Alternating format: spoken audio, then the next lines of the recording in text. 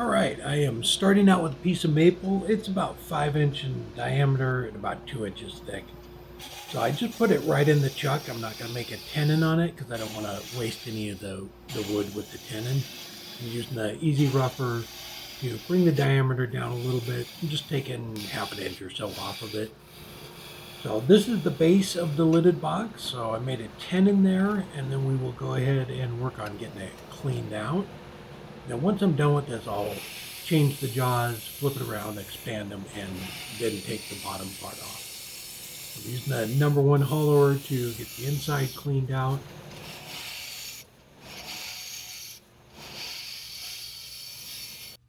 So once I got it all cleaned out, went ahead and I ran through a couple of grits dry and then started sanding with the walnut oil. And I just need to get this cleaned out because I'm not going to be able to come back to it. So now we're going to change the jaws and get it remounted to finish off the bottom of it.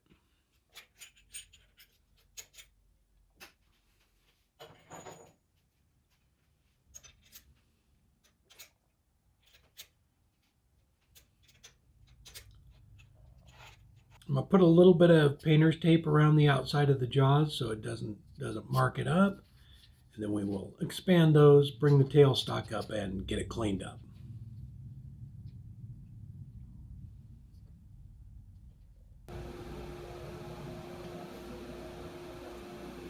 And the lathe speed's running about 2,000, and I'm going to use a spindle gouge to get the majority of this material off here.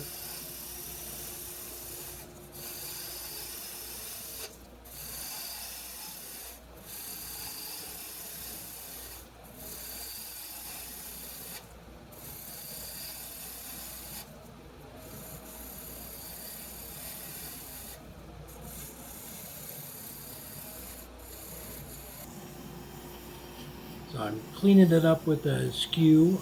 I want a nice straight side on it, so I'm just cleaning up, putting a little chamfer on the corner there, and then we will grab the number 1 hollower and cup out the bottom of it just a little bit.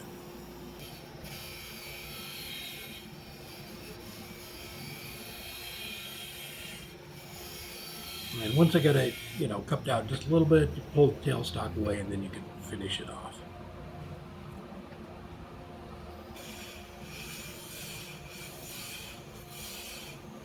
So, and it's the same process with this. I ran through a couple of grits dry and then started with the oil and ran all the way up to 600.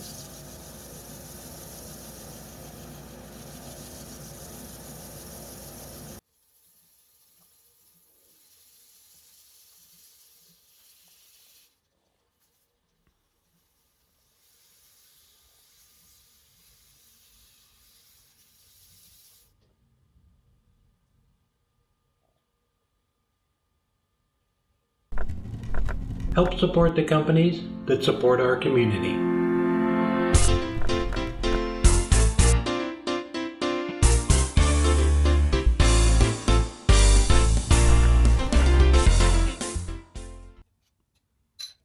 So once I had that done, we'll take it off and we're going to mount the lid. So it's out of the same piece of wood.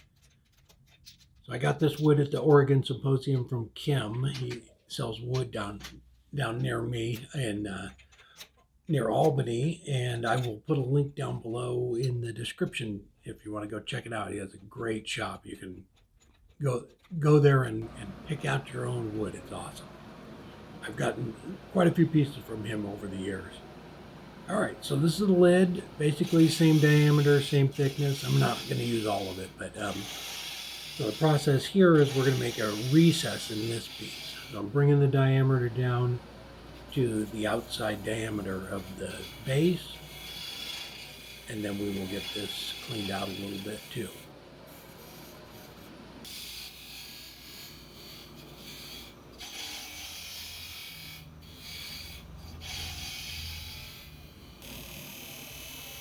So that right there is where I want to make the recess. And the calipers give you a nice line so you can know exactly where it's at.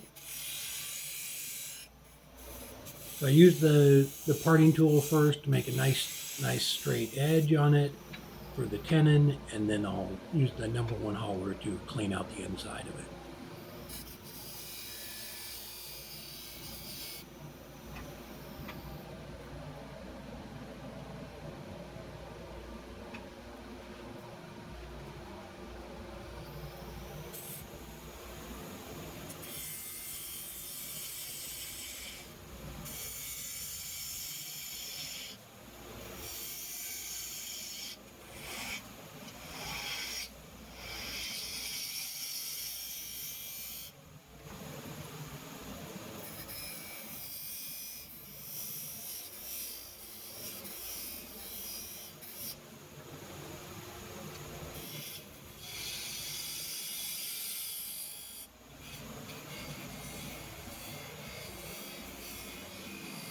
Once I had it all finished, went ahead and same process here, sanded it up all the way to 600, and then we will use the recess there to flip it around and turn the top of it too.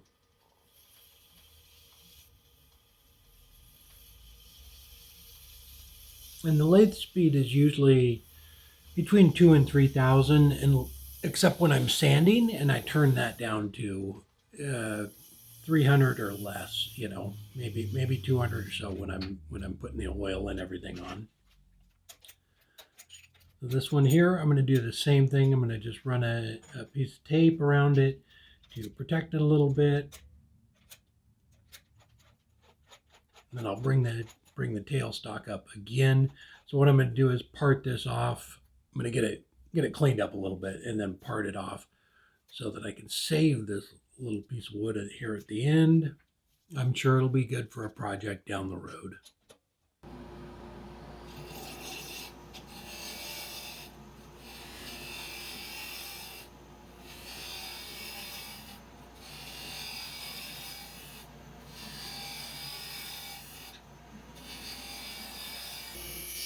I came in with the parting tool, and then I will finish off, sawing it off with just by hand.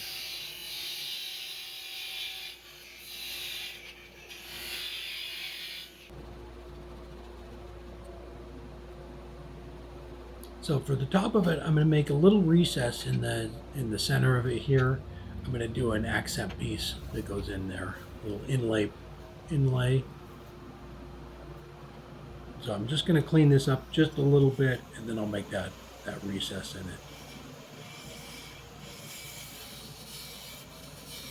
So this little tool right here is a round nose negative rake scraper from D-Way. It works really nice. So again, I use the calipers.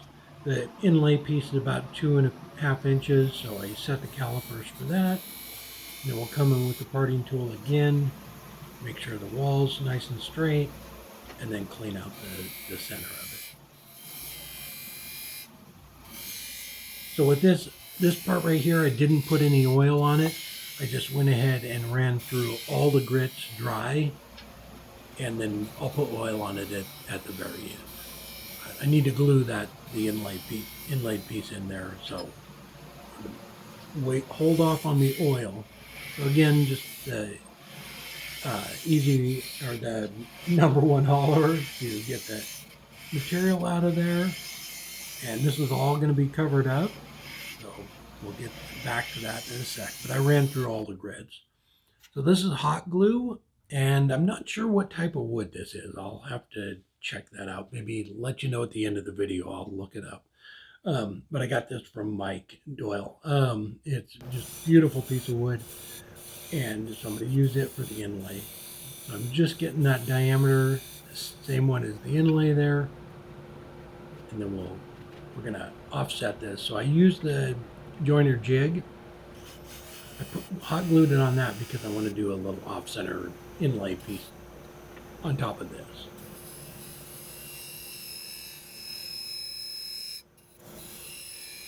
So at this point, everything is running true. I'm just getting the corners knocked off. I just kind of break them off. And then we will throw this thing off center here in just a second.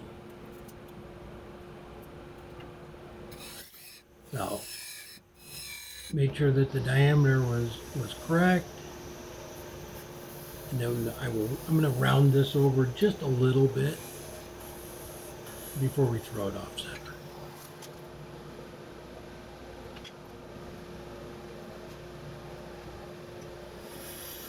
And right now, so it's on the Joyner jig and it's running in at dead center, so everything's running true. And then to throw it off center for the other inlay, I just moved it to the number one position.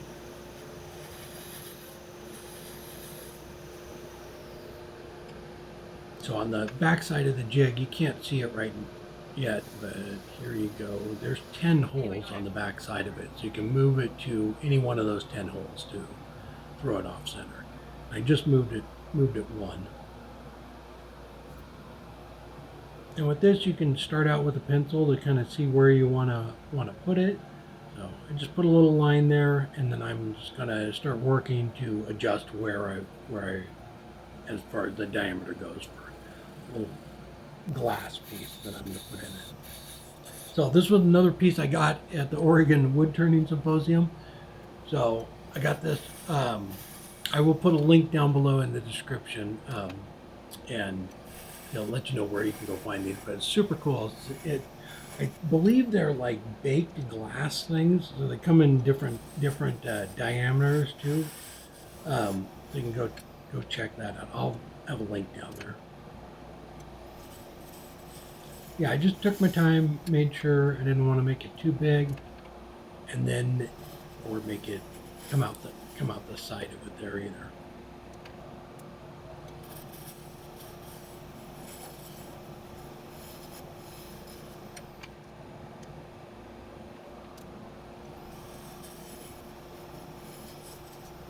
Just kept going until it fit in there. So with this too, I just dry sanded it. I didn't want to put any oil on it because I need to epoxy that little glass piece in there. Once I got it all set, put it back on center and use the parting tool to get it parted off. So you'll notice too when I'm going to stop here in a sec and just, there you go, and cut it off by hand. It's just hot glue that I'm away. So you can see kind of a white ring, around the edge of it. That's just hot glue. So I just took my finger and cleaned it up after I got it off. But yeah, it's just a hot glue and you can get it off pretty easy. So I used Titebond to glue in the wood inlay in there, and then I used 5-minute epoxy for the glass.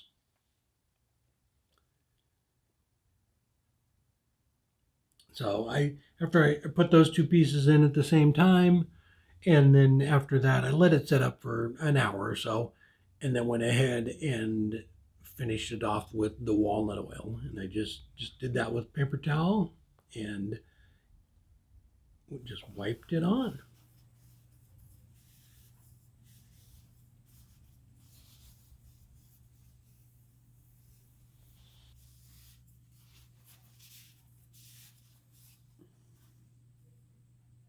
There we go. It's all done. Oil's all dry. So the box is maple. I believe it is rosewood and a glass inlay piece in it. So it's 3.5 inches in diameter and 2.5 inches tall. So really like doing little offset inlay pieces like that too. Love doing lidded boxes all the time. Love it. So the maple I got from Kim. I will put a link down below to his Instagram page in the description. And the little inlay piece, the rosewood, I got from Mike. Thank you so much, Mike. He sent me a whole box of little pieces of wood to use on the laser and for little inlay stuff like this. So just beautiful piece of wood. And the little glass piece I got from Tom Hastings. I will put a link down below to his shop in the description. He has a woodworking shop over the Oregon coast. So we've been over there several times doing demos and just stopping in and saying hi too. So cool. So it's really neat stuff. This was one of the larger ones that I got from him. They have some smaller diameter little glass pieces like that for doing inlay. So it's super neat. Very colorful. All right. I hope you enjoyed the video. Everybody take care. Have a great weekend, and we will see you next time.